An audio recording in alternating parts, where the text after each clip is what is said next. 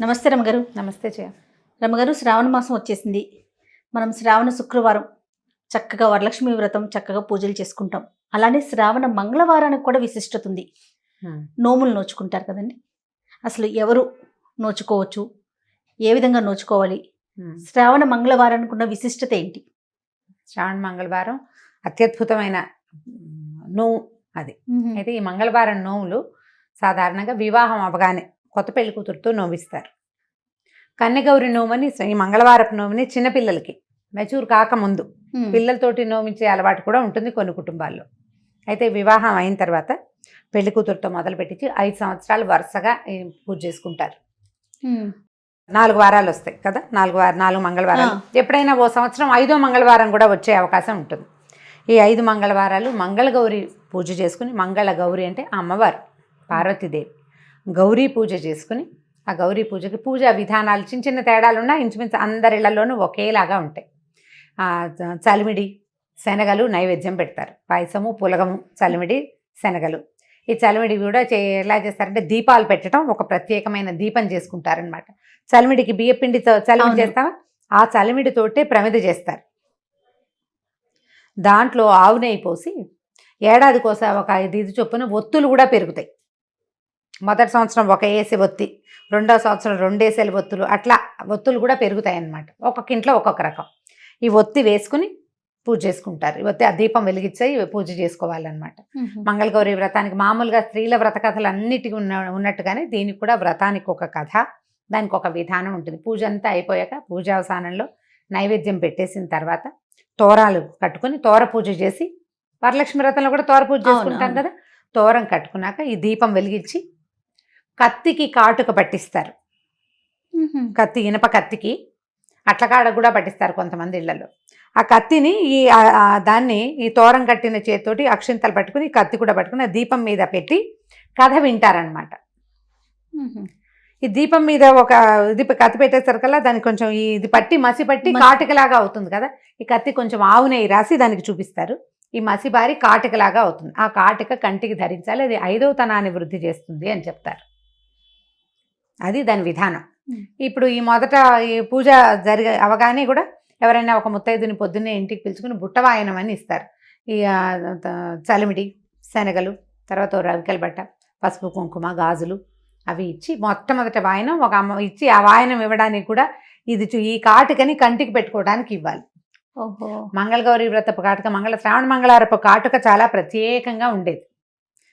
ఇప్పుడు మన ఇంటికి వచ్చి కూడా ఇది వాయనాలు ఇచ్చేవాళ్ళు కనిపిస్తారు. ఇది మొదట బుట్ట వాయనం ఇచ్చాక ఒక్కొక్క కుటుంబంలో ఏడాదికి 5 చొప్పున పెరుగుతారు. 5 ముత్తైదులకి ఇవ్వాలి మామూలుగా. ఈ వారం ఒక 5, వచ్చే వారం ఒక 5, పై వారం 5, ఆ పై వారం 5, ఒకళ్ళకే ఇవ్వచ్చు. కానీ ఆ రోజున 5 కనీసం వాయనం ఇవ్వాలి. కొంతమంది ఇళ్లలో ఏడాదికి డబల్ అవుతారనమాట. మొదటి సంవత్సరం 5, 2వ సంవత్సరం 10 మంది, 3వ సంవత్సరం 15, 4, 20, 5వ సంవత్సరం 25 మందికి. ప్రతి మంగళవారము 25 మందికి ఇంటికి వెళ్ళి వాయనం రావాలి. పేరెంటానికి మన ఇంటికే పిలుచుకుని వాయనం ఇవ్వగలిగే శక్తి యుక్తులు కుదిరినాయా, కుదిరినట్టు. లేదా మనమే వెళ్ళి బుట్టపుచ్చుకోవడం, ఈ సామాన్లన్నీ ప్యాక్ చేసుకోవడం, శనగలు, తాంబూలాలు అన్నీ చక్కగా ప్యాక్ చేసుకుని పసుపు, కుంకుమ, గంధము, అక్షతలు ఇచ్చి ఈ కాటుకి ఇచ్చి వాయనం ఇచ్చి ఆ వాయనం ఇవ్వటం. ఇలా ఇవ్వడం వల్ల ఏంటంటే మనకి చాలా ప్రధానమైంది. ఇది 5వ తనానికి వివాహం అయిన తర్వాత ఈ పునిస్త్రీతనం పెరుగుతుందని, భర్తలు ఆయుష్మంతులు అవుతారని చెప్పబడుతుంది. చాలా కుటుంబాల్లో ఉంటుంది. మా పుట్టింట్లో లేదు, మా అత్తవారింట్లో ఉంది. మా మామగారు, మా వారి నాయనమ్మ గారు, ఆవిడ మూగిదానికైనా 3 నోవులు ఏం వేలు ఇలా చూపించేవారు. మూగమ్మాయి అయినా సరే 3 నోవులు కనీసం నోచుకోవాలి, నువ్వు మిగిలినవన్నీ చేయకపోతే పోనీలే, ఏదైనా ఒక 3 నోవులు పట్టు, అవి 3 చెయ్యి అని మంగళవారం నోములు ఆవిడే స్టార్ట్ చేయించారు నాతోటి. కుదిరిన వాళ్ళు చేసుకుంటారు. ఇళ్లల్లో ఉందనుకో, అత్తవారింట్లో లేకపోతే చెయ్యరు, పుట్టింట్లో లేకపోయినా అత్తవారింట్లో చేసుకుంటారు. అత్తవారికి లేదనుకో విధానం, ఇక చేసేదే లేదు. కొంతమంది సరదాగా మంచి, అంటే ఇది చాలా మంచిదని చేసుకునే వాళ్ళు కూడా 1-2 చూశాను నేను, అలా కూడా ఉంటారు. ఈ చిన్నప్పుడు మొదలు పెడతామా, పిల్ల మధ్యలో పురుళ్ళు పుణ్యాలు వచ్చేస్తాయి. పెళ్ళవగానే స్టార్ట్ చేస్తాం. 2వ సంవత్సరం, 3వ సంవత్సరం, 4వ సంవత్సరం ఏవో అడ్డాలు వచ్చేస్తాయి.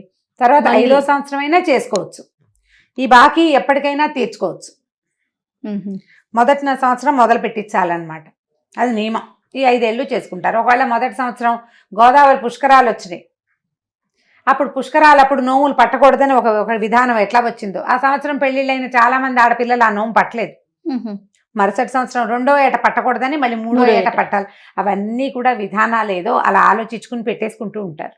అయితే దీనికి ఉద్యాపన చాలా ముఖ్యమైన విషయం. ఇది ఇంత చిన్న పెళ్ళైన కొత్తల్లో మొదలుపెట్టి 5 ఏళ్లలో ఎప్పుడో పూర్తి చేస్తామా? ఉద్యాపన, ఒక పెళ్లి కూతురికి ఉద్యాపన చేయాలి. చాలా మంది తల్లులు తమ కూతుళ్ళ వివాహాల్లో చేసుకుంటారు. పెళ్లి కూతురికి మా వివాహాల్లో యజ్ఞం చేస్తారు. ఎప్పుడు ఈ సూత్రధారణ తలంబరాలు అన్నీ అయిపోయిన తర్వాత చిన్న హోమం, నాగవల్లి సదస్యం అని హోమం జరుగుతుంది. ఆ హోమం దగ్గర దీని నిండా గిన్నె నిండా అప్పాలు అరిసెలు వండి ఆ నేతితో వండిన అరిసెలతోటి ఆ వాయనం, అంటే ఈ నోముని ఇంకొక పెళ్లి కూతురికి అప్పచెప్పాలన్నమాట. ఆడబడుచుల పెళ్ళిళ్ళల్లోనో, లేకపోతే మన కూతుళ్ళ పెళ్ళిళ్ళల్లోనో, అక్కయ్య కూతుళ్ళు, మన చెల్లెళ్ళు, ఎవరి పెళ్ళిలో అయినా ఇవ్వచ్చు అనమాట. ఓకే, ఒక పిల్లకి అప్పచెప్పాలి. ఆ పిల్ల చేస్తుందా చేయదా దాని సంగతి వాళ్ళ అత్తారింట్లో ఉంటే చేస్తుంది, లేకపోతే లేదు. కానీ అప్పచెప్పాలి. అప్పచెప్తేనే మన నోము ఉద్యాపన అయినట్టు. దానికి ఏవో ఉన్నాయి, చిన్న చిన్న మంగళసూత్రాలు, లక్కజోళ్ళు అవి ఉంటాయి. ఆ లెక్క ప్రకారం చీర రవిక ఇచ్చి అమ్మాయికి అప్పచెప్పుకోవాలన్నమాట. ఇట్లా శ్రావణ మంగళవారం నోము చేసుకుంటారు. ఇప్పుడు మా వరలక్ష్మి వ్రతం మనం 2వ వారమే ప్రధానంగా వరలక్ష్మి వ్రతం. లక్ష్మీ పూజ మిగిలిన 3 వారాలు చేసుకుంటాం అందరం. వరలక్ష్మి వ్రతాన్ని చక్కగా కలశం పెట్టుకుని చేసినది 2వ వారం. అవునండి. ఆ వాళ్ళు కుదరని వాళ్ళు 3నో 4నో ఎలా కుదిరితేట్లేదా మొదటి వారానికో షిఫ్ట్ చేసుకుంటారు. ఇది మాత్రం శ్రావణ మంగళవారపు నోము 4 వారాలు చేసుకోవాలి. ఓ వారం మానేస్తే మరుసటి, ఒకవేళ ఏదైనా మధ్యలో ఇబ్బంది వచ్చి ఏదైనా కుదరక మానేస్తే మరి తర్వాత వారము 2 రెబల్ తాంబూలాలు ఇవ్వాలి 10 మందికి వాయనాలు. 10 మందికి ఇవ్వాల్సి వస్తుంది. అది పద్ధతి అనమాట. ఓవేళ 5వ సంవత్సరంలో కనుక ఈ పెరిగిన వాళ్ళు 25 మందికి ఇవ్వాల్సిన వాళ్ళు ఉంటారా, ఒక వారం మానేస్తే మరుసటి వారం 50 మందికి ఇవ్వాల్సి వస్తారు. ఇందులో మళ్ళా ఒక ఇది ఉంది. శ్రావణంలో కనుక ఏ పరిస్థితిలో అయినా 4వ వారం చేసుకోవటం కుదరకపోతే వీళ్ళు వినాయక చవితి నాడు లేదా శ్రావణ పూర్ణిమ నాడు కానీ వినాయక చవితి నాడు కానీ నోము నోచుకుని అది ఎవరికైనా ఇచ్చుకోవచ్చు. అంటే తాంబూలాలు ఇచ్చుకోవచ్చు. వెసులుబాట్లు ఉన్నాయి. ఒకటే వెసులుబాటు అంతే. చివరి వారానికి ఇబ్బంది వచ్చినా మనకు కుదరకపోయినా అప్పుడు ముందు వారాల్లో అయితే తర్వాత వారం చేసుకునే వాళ్ళం. కుదరలేదనుకో దాన్ని పౌర్ణమి నాడు లేకపోతే వినాయక చవితి అక్కడ దాకా తీసుకెళ్ళచ్చు అనమాట. పౌర్ణమి నాడే ఎక్కువ మంది ముఖ్యంగా చెప్తారు. అప్పటికి ఏదైనా సాగపోతే వినాయక చవితి నాడు కూడా చేసుకోవచ్చు అని ఈ మధ్య ఎవరి దగ్గర విన్నా నేను. ఈ వచ్చినప్పుడు ఈ కాటికి పుచ్చుకొచ్చి ఇస్తారు. మంగళవారపు కాటికి పెట్టుకుంటే ఎంతో మంచి సంతోషంగా ఉంటుంది. నువ్వు చేసుకున్న వాళ్ళకి ఆ కథ వింటారు కదా, ఎవరైనా పట్టుకొచ్చిస్తే అదేదో శుభప్రదంగా చాలా సంతోషంగా అనిపిస్తుంది. ఇదివరకు బాగా వచ్చేవాళ్ళు. ఈ 2 ఏళ్ళ నుంచి ఈ మన నేపథ్యంలో నోములకి ఇది ఇచ్చేవాళ్ళు వాళ్ళు ఎవరు రావటం లేదు. ఇక మనం మన ఇళ్లలోనే కూర్చొని చేసుకోవటం చేసుకోవటం. ఇక వాయనాలు అని ఎవరింటికైనా వెళ్ళే అవకాశం మరి తక్కువే. ఇప్పుడు ఇంకా ముందు ఈ వారంలో ఎలాంటి పరిస్థితులు వస్తాయో చూడాలి. బాగుందా? అంతా సూపర్, చక్కగా ఇచ్చుకోవచ్చు. మన అపార్ట్మెంట్ లోనే బాగానే ఉంది. అందరూ మన వాళ్ళే, మనకు తెలిసిన వాళ్ళే ఉన్నారు అని అనుకుంటే చక్కగా కాళ్ళకి పసుపు రాసి బొట్టు పెట్టి గంధం అది ఇచ్చి ఈ కాటుకి ఇచ్చి తర్వాత వాళ్ళ చేతిలో అక్షంతలు పెట్టి ఆ తాంబూలం వాళ్ళ చేతిలో పెట్టాం, దండ పెట్టాం. అందులో చిన్నపిల్ల పెద్ద పిల్ల తేడా ఏం ఉండదు. పార్వతీదేవిగా భావించి ఇవ్వడమే. దాంతో బాగుంటుంది. చేసుకోగలిగితే మనకి ఇప్పుడు లేదు, శ్రావణ మంగళవారాలు నోములు లేవు, ఏమీ లేవు మనకి. ఒకవేళ చేసుకోవాలంటే మనం ఏముంది, గౌరీ పూజ చేసుకోవటమే. షోడశోపచారాలతోటి గౌరీకి పూజ చేసుకోవటము చక్కగా. ఈ గౌరీ పూజ అయిన తర్వాత ఎవరికైనా వాయనానికి దొరికి ఇచ్చే అవకాశం ఉంటే చక్కగా ఒక్కళ్ళకైనా తాంబూలం ఇచ్చుకుంటే మంచి రోజులు కదా. ఇవ్వడం వల్ల మనకి వృద్ధి జరుగుతుందని మనకే ముందు నుంచి అది నమ్మకం చేయాలి. అది ఎలా జరుగుతుంది అని ప్రశ్నిస్తే ఏమి లాభం లేదు. అంతే. ఓ పసుపు కుంకుమ గాజులు తర్వాత ఏదైనా పండు తాంబూలము రవికలు బట్ట ఇచ్చి ఎవరికైనా ఒకళ్ళకి దండం పెట్టి అక్షింతలు వేయించుకుంటే జీవితం వినయంతో ముందుకెళ్తుంది. మనం వాయనం ఇవ్వాలంటే ఏదో హాయ్ అని ఒకసారి చేతికి ఇచ్చేసేయం కదా, హ్యాండ్ బ్యాగ్ చేతికి ఇచ్చినట్టు కాదు. పాదాలకు పసుపు రాయాలి, అవునా? ఎంత వినయం అవలంబించాలి, వినయ విధేయతలతో చెయ్యాలి. అవునండి. అలాంటి వినయ విధేయతలతోటి చేసే ఏ పనైనా మంచి ఫలితాన్ని ఇస్తుంది, ఒక పాజిటివ్ ఎనర్జీని ఇస్తుంది. కాబట్టి మనకి అవకాశం ఉండి చేసుకుంటే చేసుకోవటం పెద్ద వ్రతంగా నోముగా చేసుకుని. నోములు లేవు ఒట్టిగా కూడా ఈ శ్రావణ మంగళవారం, నేనైతే మంగళవారం కథ చదువుకుంటాను చేయ, నాకు చాలా ఇష్టం. ఓహో, ఎప్పుడో అయిపోయినాయి కదా, అదేలేండి. నోములు ఏనాడో అయిపోయినాయి, చాలా సంవత్సరాలు అయిపోయింది. అయినా కూడా ఈ శ్రావణ మాసాల మంగళవారాలు కూడా నేను పూజ చేసుకుంటూ మామూలు రోజువారీ పూజలోనే ఆ పుస్తకం ఎక్కడుందో వెతుక్కుని పెట్టుకుంటాను. అక్కడ కథ చదువుకుంటే బాగుంది అనిపిస్తుంది. గౌరీ పూజ చేస్తాం, మామూలుగా నిత్య గౌరీ పూజ చేసుకునేది, అది చదువుకుంటారనమాట. నాకు చాలా బాగుంది అనిపిస్తుంది. ఏదేదో ఒక సరదా అంతే. దానికి మళ్ళీ ఏమిటో అవి ఇవి తెచ్చి తాంబూలాలకి ప్రయత్నం ఏం చేయటంలా నేను కథ మాత్రం చదువుకుంటాను. ఓకే ఓకే, బాగుంటుంది. అంటే మీకు కథలంటే బాగా ఇష్టం కదా రమ్మగారు, ఇంకా అందులో ఇది కూడాను ఏదో ఒక సెంటిమెంట్ గా ఉంటుంది జయ. ఒక మంచి కథ బాగున్నట్లు అనిపిస్తుందా?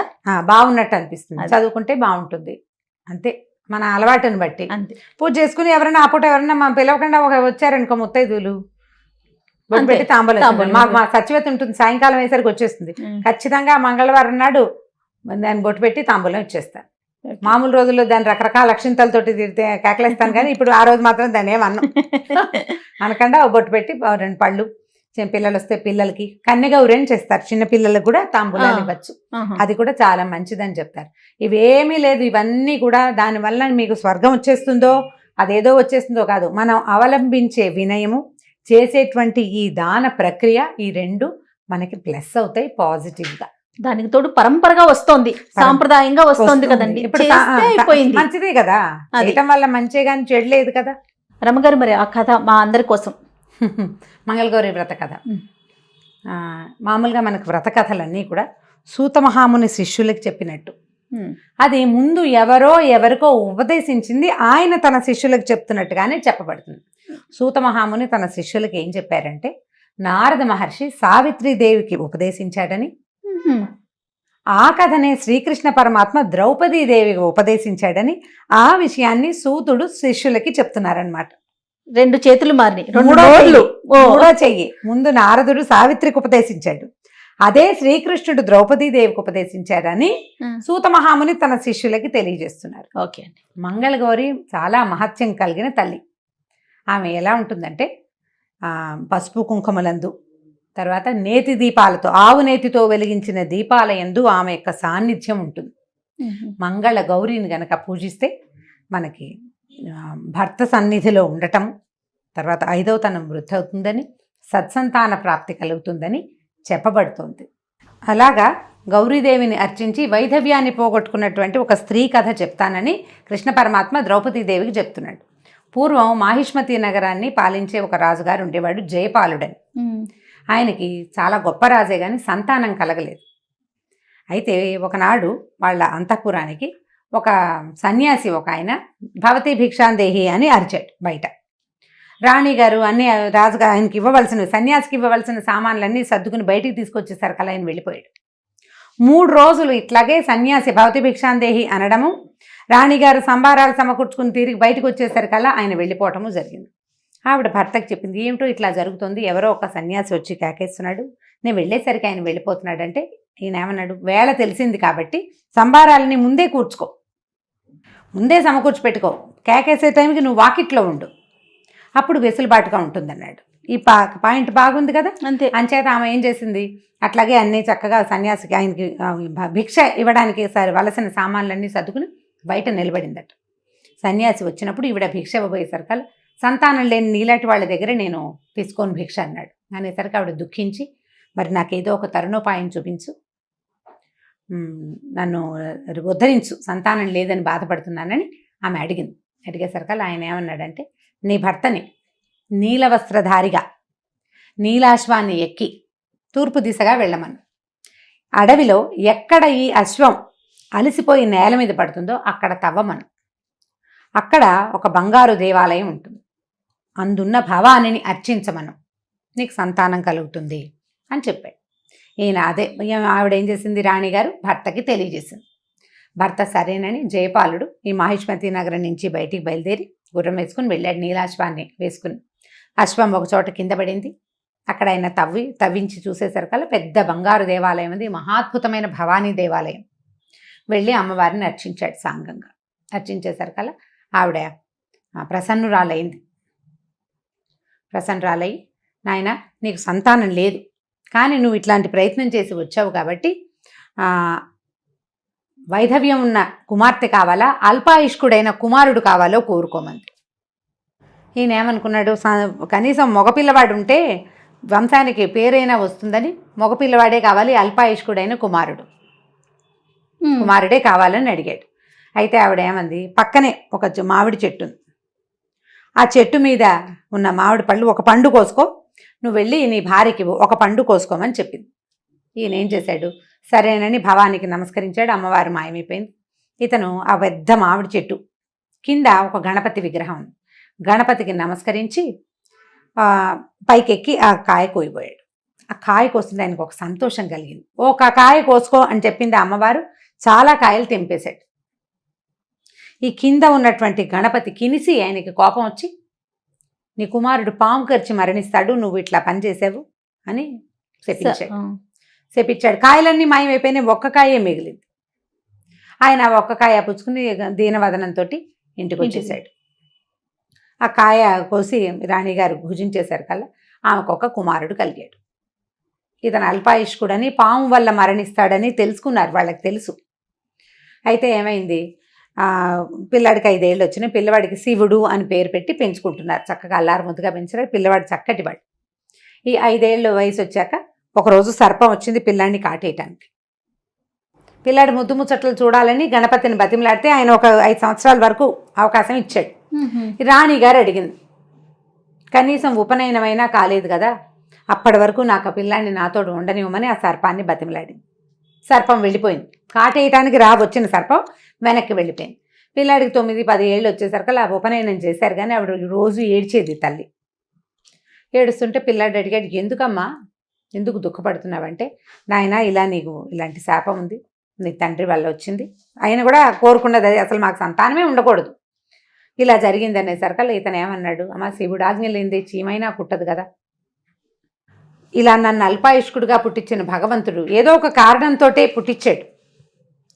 నేను వెళ్ళి కాశీ వెళ్ళి శివార్చన విశ్వేశ్వరార్చన చేసి ఆయన దగ్గర నుంచి సమాధానం పొందొస్తాను, నేను దేశాటానికి వెళ్ళిపోతాను, నేను ఇక్కడ ఉండను, నువ్వు నిత్యం దుఃఖిస్తుంటే నేను చూడలేకపోతున్నానని మేనమామని సహాయంగా తీసుకుని దేశాటానికి వెళ్ళిపోయాడు. మధ్యలో అన్ని తీర్థాలు క్షేత్రాలు చూసుకుంటూ బయలుదేరి వెళ్ళారు. ఈ వెళ్ళే దారిలో ప్రతిష్టానపురం అని ఒక ఊరు చేరారు. ఆ ప్రతిష్టానపురంలో వీళ్ళు ఒక దేవాలయానికి అనుబంధంగా ఉన్న ఒక తోటలో విడిది చేశారు. అక్కడ కొంతమంది ఆడపిల్లలు ఆడుకుంటుంటే ఓ పిల్ల ఇంకో పిల్లని ఏదో రకార మకార ప్రయోగాలతోటి తిట్టేసరికల్లా రెండో పాప అంది, మా అమ్మగారు మంగళగౌరి వ్రతం చేసుకుంటున్నారు, మా ఇంట్లో రకారాలు ఉండవు మకారాలు ఉండవు, మా వంశంలో అసలు 5వ తనం లేని ఆడదే ఉండదు అని ఇట్లా నన్ను అనద్దు ఇట్లాంటి మాటలు అని చెప్పింది. చెప్పేసరికల్లా వీళ్ళకి ఆశ్చర్యం వేసింది, ఏమిటా ఇలా చెప్తోంది అమ్మాయి అని. అప్పుడు ఏమిటి అని కనుక్కుంటే ఆ అమ్మాయి అక్కడ ఆ ప్రాంతాన్ని ఏలే రాజుగారి కూతురు. వీళ్ళు రాజును దర్శించపోతే వాళ్ళకి ఆ పిల్లకి 8 ఏళ్ల పిల్ల, అమ్మాయికి వివాహం చేయాలని సంకల్పిస్తున్నారు. అష్టవర్షాత్ భవేత్ కన్య అని అప్పటి 8 ఏళ్లకి వివాహం చేసేవాడు. మనవాడికి 10 సంవత్సరాలు 11-12 సంవత్సరాలు ఉన్నాయి, కొంచెం పెద్దవాడు అయ్యాడు. అయితే ఈ పాప పేరు సుశీల. ఆ అమ్మాయిని వాళ్ళు వివాహం అనుకుంటున్నారు కదా, ఇలా ఎదురొచ్చిన ఈ పిల్లాన్ని చూస్తే రాజకుమారుడు సర్వలక్షణ శోభితంగా ఉన్నాడు, ఈ పిల్లవాడికి ఇచ్చి పెళ్లి చేద్దామనిపించింది వాళ్ళకి. మేనమామ కూడా ఒప్పుకున్నాడు, పెళ్లి చేసేసారు. పెళ్ళి అయిన తర్వాత ఆ రోజు రాత్రి సాయంకాలం చీకటి పడ్డాక దర్భాసనం మీద పడుకున్నారు అమ్మాయి అబ్బాయి ఇద్దరు. పడుకుంటే అమ్మాయికి ఒక కల వచ్చింది. కల్లో ఏం తెలిసిందంటే, అమ్మాయి నీ భర్త అల్పాయుష్కుడు,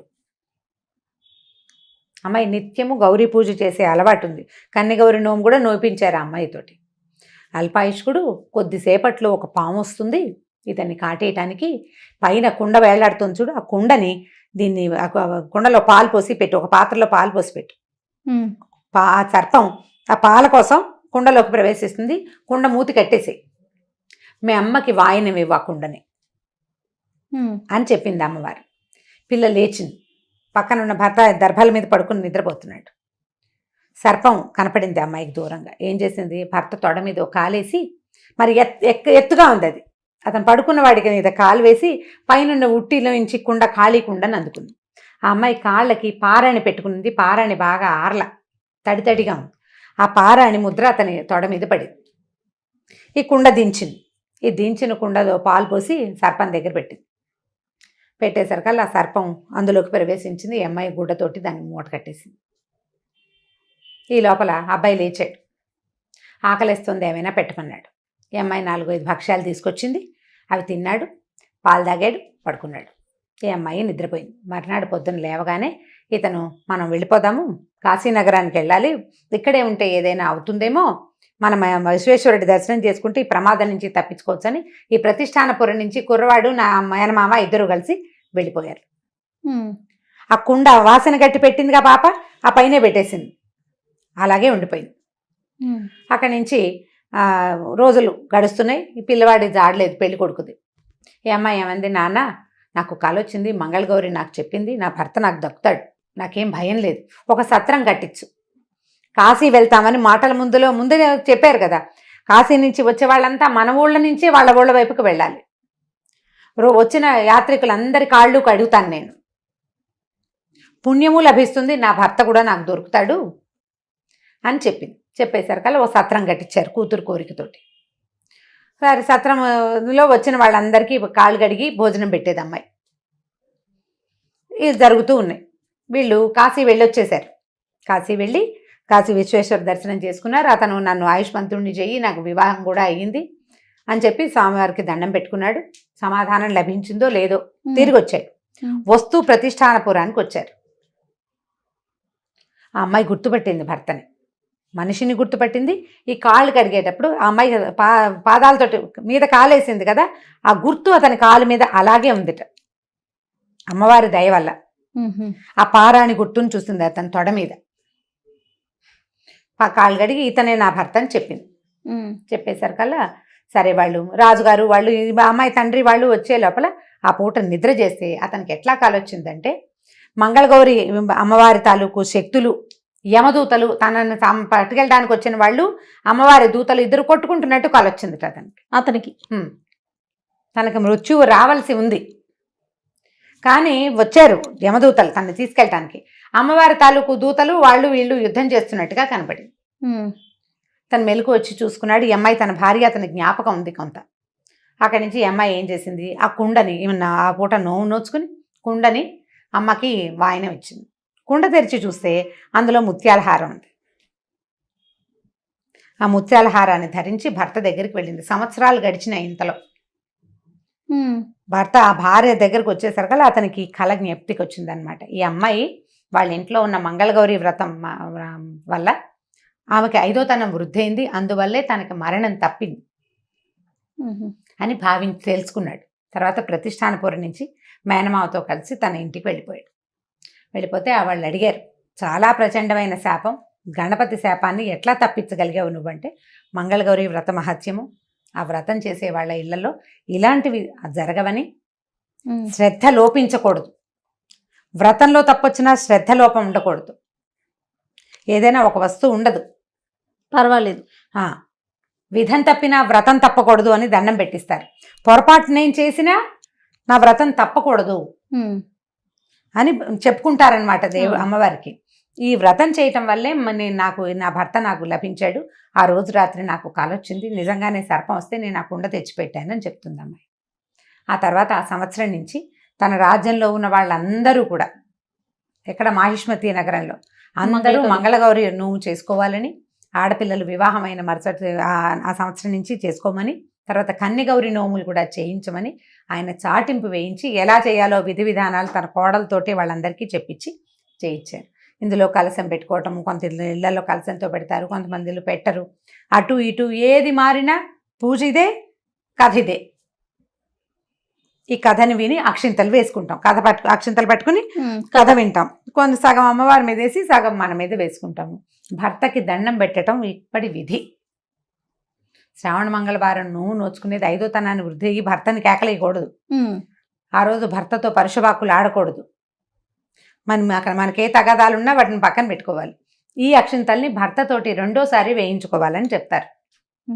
ఒకసారి అక్షింతలు మనం వేసుకుంటాం కదా, కాసిన అక్షింతలు పక్కన పెట్టి భర్తతోటి వేయించుకుంటే మాంగళ్య వృద్ధి జరుగుతుందని, ఎక్కువ కాలం భర్త మనం కలిసి ఉంటాం, గొడవలు అవి లేకుండా ఉంటాయి. వ్రతం చేసుకోవటం ఒక మంచి పాజిటివ్ పద్ధతి. ఈ కథ చెప్పుకోవటం కాస్త అటు ఇటుగా చిన్న చిన్న వాక్యాల మార్పులతోటి ఇదే కథ. పుస్తకం ఉండి కడకడకడకడ చదివేసుకునేవచ్చు, చదువుకోవచ్చు, ఎవరైనా చదివి వినిపిస్తే వినొచ్చు, ఇదే విన్నా వినొచ్చు, అంతే. ఖచ్చితంగా. ఓకే రమ్మ గారు, చిన్న కథ చక్కగా ఉంది కదా, చక్కగా ఉంది, మంచి కథ, ఆచరించాల్సింది అందరం కూడా. అదే మంగళవారాలు కథ చదువుకుని చేసుకుంటే బాగుంటుంది. ఓకే రమ్య గారు, నమస్తే. నమస్తే జయ.